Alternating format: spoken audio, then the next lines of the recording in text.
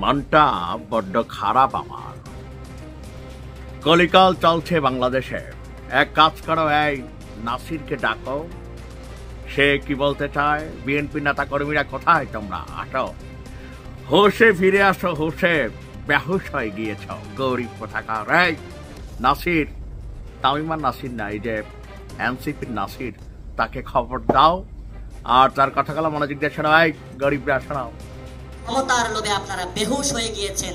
এই বেহুশ অবস্থা থেকে হুঁশে ফিরে আসার জন্য আমরা এখনো আপনাদেরকে সাবধান করছি। ইশরাক কেসের মধ্য দিয়ে নির্বাচন কমিশন ফেল করেছে। আমরা যখন চুপ্পুর অপসারণ করতে গিয়েছিলাম একটি সংস্কার প্রক্রিয়ার মধ্য দিয়ে, সেখানে কারা বাধাগ্রস্ত করেছিল সেটাও বাংলাদেশের মানুষের কাছে স্মরণ রয়েছে। নিশ্চয়ই শুনেছেন এনসিপির মুখপাত্র নাসিরউদ্দিন পাটোয়ারি বরাবরই বলিষ্ঠ কণ্ঠস্বরে কথা বলেন আর মাঝে মাঝে এমন ঝাঁকি দেন পুরা বিএনপি ঝাকঝাক ঝাকঝাক করতে থাকে।